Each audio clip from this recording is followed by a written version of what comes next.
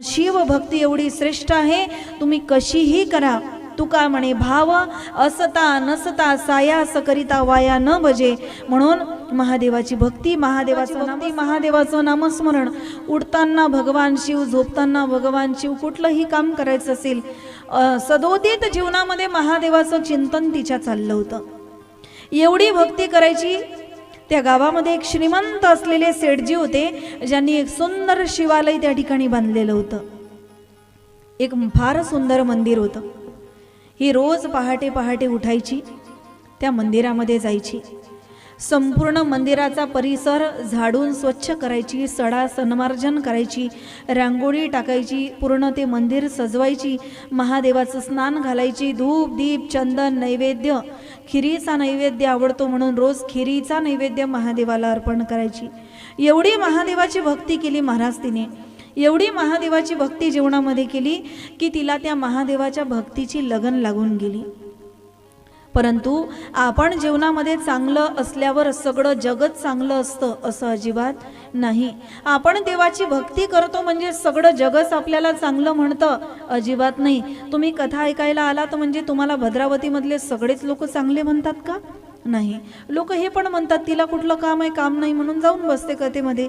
बरं तुमचं जाऊ द्या, मला पण सगळेच लोक चांगलं म्हणतील असं काही नाही. मला पण वाईट म्हणणारे माझ्या मागे भरपूर असतील, भरपूर असतील. पण त्या सगळ्या वाईट म्हणणाऱ्या लोकांकडे जर मी लक्ष दिलं तर मला जीवनात समोर जाता येणार नाही. जीवनात एकच गोष्ट लक्षात ठेवायची आहे, हाती चले बाजार कुत्ते भोके हजार. आणि हे जर तुम्ही लक्षात ठेवलं नाही, मागं जर जीवनात ओढून पाहिलं तर जीवनात प्रगती नाही करता येत. स्वतःची प्रगती करायची असेल, मोठं व्हायचं असेल तर मागे वळून बघायचं नाही. सगळं जग जरी आपल्या विरोधात गेलं तरी घाबरायचं नाही. जगाकडे पाठ करायची, मोबाईल घ्यायचा आणि मोबाईलमध्ये स्वतःची सेल्फी काढायची. तुमच्या लक्षात येईल सगळे तुमच्याच पाठीमागे उभे. ही दुनिया चालतीची आहे महाराज. आपलं सगळं चांगलं असलं की जवळचे नातेवाईक, दूरचे नातेवाईक जवळ येतात आणि आपल्या जीवनात दुःख आले की जवळचे लोक पण लांब जात असतात. आपण देवाची भक्ती करतोय म्हणजे सगळं जग आपल्याला चांगलं म्हणतं, या भ्रमात राहू नका. किती चांगलं करा, आपण जीवनामध्ये किती चांगलं कर्तृत्व करा, आपल्याला नावं ठेवणारे मागे भरपूर आहे. आणि मी तर म्हणते चांगलं आहे, निंदकाचे घर असावे शेजारी. आपली चिंता आपल्याला करायची गरजच नाही. आपल्यावर लक्ष ठेवणारे खूप लोक असतात. आपण स्वतःची चिंता का करायची? त्यांना कोणते कामं नाही, ते आपल्याकडे लक्ष देतात. चांगलं आहे ना, आपल्याला स्वतःकडे लक्ष द्यायला वेळ नाही, कमीत कमी ते तरी आपल्याकडे लक्ष देतात. मग आपण भगवान परमात्म्याची भक्ती करतो म्हणजे सगळं जग चांगल्या भावनेने आपल्याकडे बघत नाही. ही मुलगी जी होती ना, अत्यंत देखणी होती, दिसायला सुंदर होती, महादेवाची महान भक्त होती, सात्विक होती. पण ज्या सेठजीने मंदिर बांधलं होतं त्या सेठजीच्या घरी एक घरकाम करणारा सेवक, एक नौकर, त्या मुलीकडे कुदृष्टीने बघायचा महाराज, वाईट नजरेने बघायचा. ज्या वेळेला त्या मुलीला आणि भगवान परमात्म्याने स्त्रीला एक अशी शक्ती प्रदान केलेली आहे की आपल्याकडे एखादा व्यक्ती जर कुभावनेने बघत असेल तर त्याची नजरच आपल्याला लक्षात येते. ही दैवी शक्ती स्त्रियांना भगवान परमात्म्याने गॉड गिफ्ट म्हणून त्या ठिकाणी प्रदान केलेली आहे. तिला त्या ठिकाणी वाईट वाटायला लागलं, मी भगवान परमात्म्याची भक्ती करते, नामस्मरण चिंतन करते, पण हा व्यक्ती माझ्याकडे कुभावनेने बघतो. एकदा त्याला समजावून सांगितलं, म्हणे हे बघ, माझ्याकडे असं कुभावनेने बघायचं नाही, नाहीतर ज्यांच्या घरी तू घर कामाला आहे त्या सेठजीला तुझी तक्रार मी केल्याशिवाय राहणार नाही. असं बरेचदा झालं महाराज. शेवटी एक दिवस ती गेली आणि त्या सेठजी जवळ त्या सेवकाची तक्रार केली. परंतु असं आहे महाराज, ज्यांच्याकडे जावं तोच व्यक्ती जर तसा असेल, सेठजीला जेव्हा सांगितलं म्हणे तुमच्या घरी सेवक जो आहे काम करणारा तो माझ्याकडे कुदृष्टीने बघतो, मला ते योग्य वाटत नाही, मी रोज भगवान परमात्म्याची भक्ती या ठिकाणी करते. त्यावेळेला तो सेठजी त्या ठिकाणी म्हणायला लागला, म्हणे एवढंच जर तुला वाईट वाटतं तर घराच्या बाहेर निघायचंच नाही आपण. काय म्हटला? एवढं तुला वाईट वाटतं की तुझ्याकडे कोणी कुदृष्टीने बघतंय तर आपण घराच्या बाहेर निघायचं नाही. म्हणजे ज्याला वाली समजत होती तो सुद्धा त्या ठिकाणी फिरला, वाईट वाटायला लागलं. आणखी त्याची त्या ठिकाणी हिम्मत वाढली. आज जगातले बलात्कार का वाढले? कारण बलात्कार्याला फाशी होत नाही. आज बलात्कार संन्यासाला फाशी होते आणि चोर गावभर त्या ठिकाणी फिरत असतात. चोर सोडून संन्यासाला फाशी होते. 3-3 वर्षाच्या लेकरावर बलात्कार होतो. लोक म्हणतात महिला कपडे चांगले घालत नाही म्हणून बलात्कार होतो. आज बलात्कार होण्याच्या मागे ना स्त्रीच्या कपड्याचा दोष आहे, ना तिच्या वयाचा दोष आहे, ना तिच्या जातीचा दोष आहे, ना तिच्या धर्माचा दोष आहे. आज दोष आहे तो म्हणजे समाजातल्या कुदृष्टीचा, पुरुषी अहंकाराचा, कुप्रवृत्तीचा. 3-3 वर्षाच्या लेकरावर बलात्कार होतो. आज संपूर्ण जगत ओरडलं महाराज की याला भर रस्त्यात कापून टाका, भर रस्त्यात फाशी द्या. पण काय झालं? काहीही होत नाही. दर दिवसाला कुठेतरी बलात्कार होतो आणि बलात्कारी रस्त्याने मोकळे फिरतात. म्हणून बलात्कार करणाऱ्याची संख्या वाढायला लागली, म्हणून त्यांची हिंमत वाढायला लागली, समाजामधली वाईट भावना वाढायला लागली, कुप्रवृत्ती समाजामधली वाढायला लागली. कारण समाजाकडून त्यांना त्या ठिकाणी प्रेरणा मिळायला लागली. आपण काहीही केलं तरी आपल्याला काहीही होत नाही, हे भावना त्यांच्या मनामध्ये बसलेली आहे.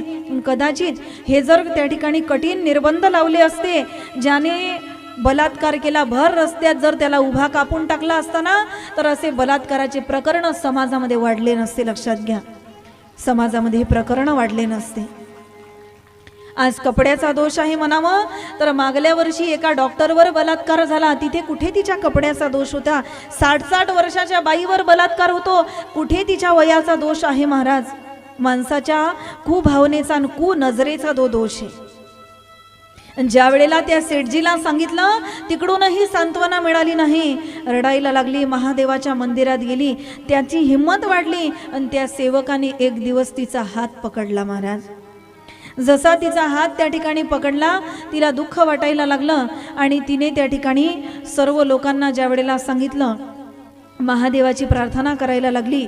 ते सेठजी त्या ठिकाणी आले आणि ते सेठजी तिलाच त्या ठिकाणी उलट बोलायला लागले. महादेवाची प्रार्थना एवढी करतेस ना, मग त्या महादेवालाच अडव ना, त्या महादेवालाच त्या ठिकाणी म्हण ना.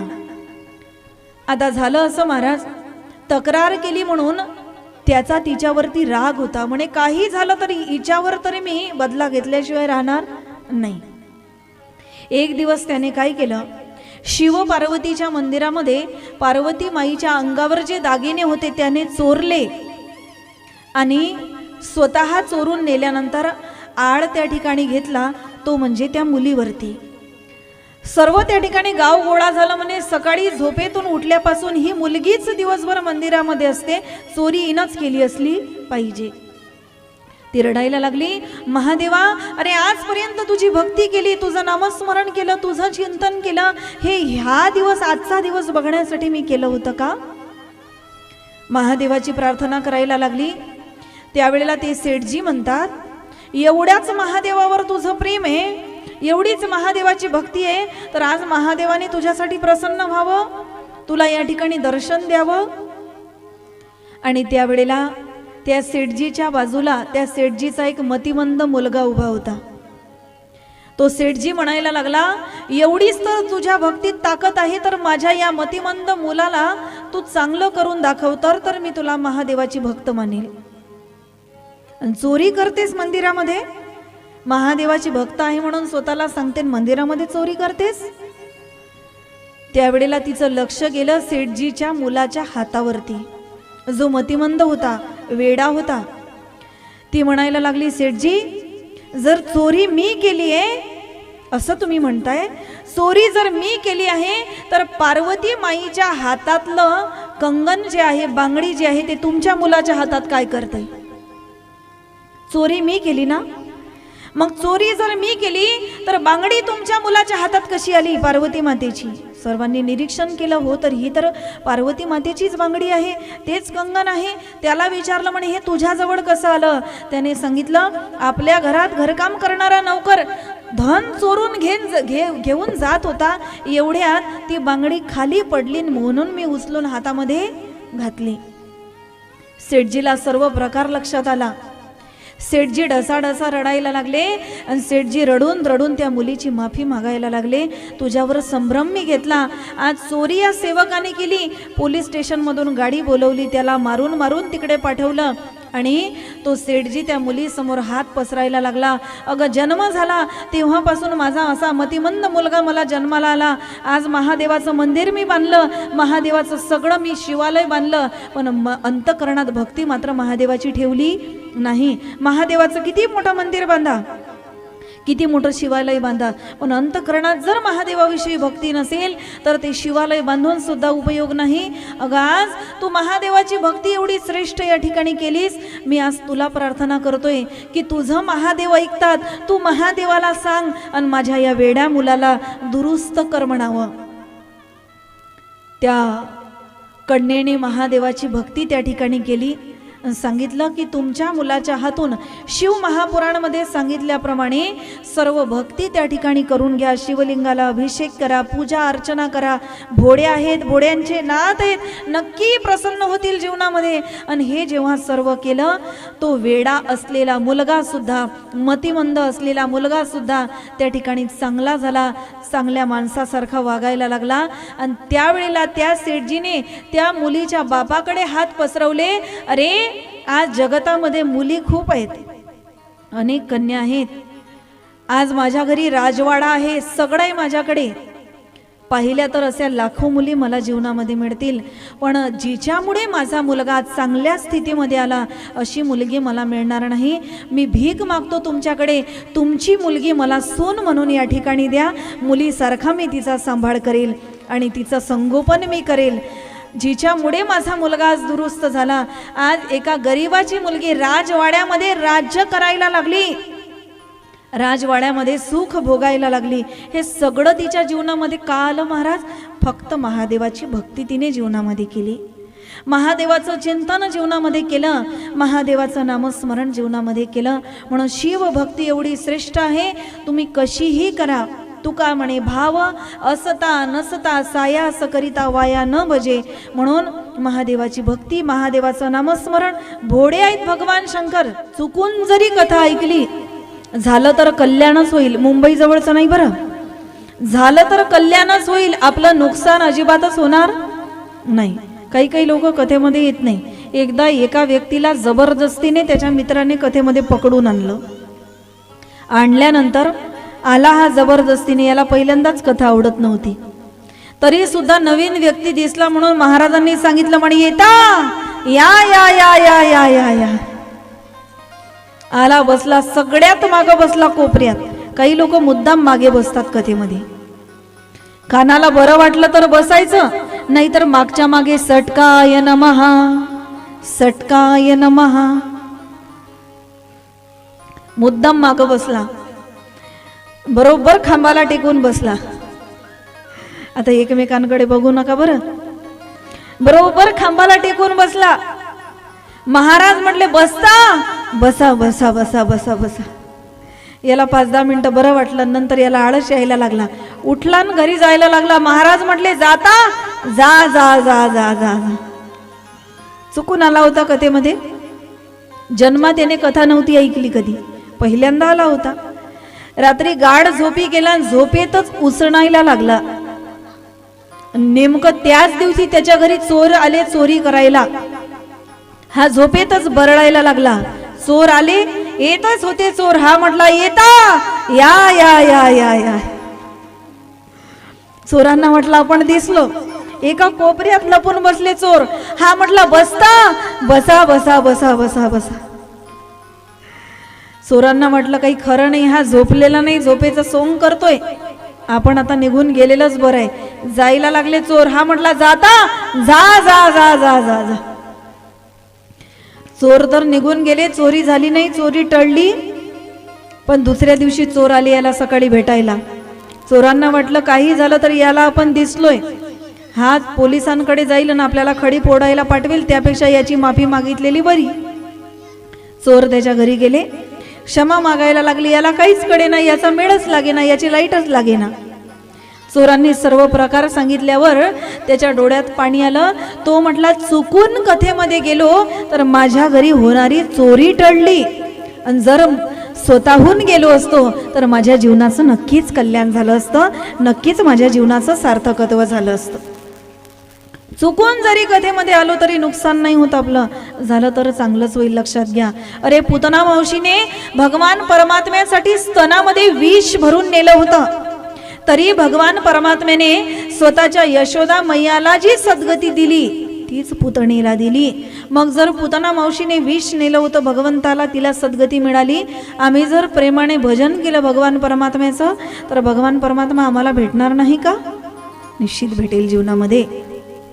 म्हणून देवराज ब्राह्मणाला काही कथा आवडत नव्हती, तरी सुद्धा विश्राम करायचा म्हणून काहीतरी टाइमपास करण्यासाठी तो मंदिरामध्ये गेला होता. पण झालं असं, गेल्या गेल्या जसा विश्राम करायला लागला, याला भयंकर ताप त्या ठिकाणी आला. तापाने याचं अंग फणफणायला लागलं. एवढा ताप आला की तिथेच याने लोळण घेतलं आणि तापाने भरलेल्या अंगाने, ताप त्या ठिकाणी आलेला होता, जेवण सुद्धा त्याने किती दिवसापासून केलं नव्हतं. असंही महाराज, अंगात जर ताप असेल ना तर माणसाला भोजन गोड लागत नाही. अंगात ताप असेल तर माणसाला भोजन गोड लागत नाही, आणि मनात जर पाप असेल तर माणसाला भजन गोड लागत नाही. लक्षात घ्या, माणसाला भजन गोड लागत नाही. म्हणून भजन गोड लागण्यासाठी अनंत जन्माचं पुण्य आपलं एकत्रित यावं लागतं. तुम्ही आम्ही इथे भद्रावतीमध्ये एवढेच लोक नाहीत, भरपूर आहेत, पण कथा कीर्तन सगळेच ऐकत नाही. ज्यांच्या जीवनामध्ये अनंत जन्माचं पुण्य एकत्रित आलं, जन्मोजन्मी आम्ही बहु पुण्य केले,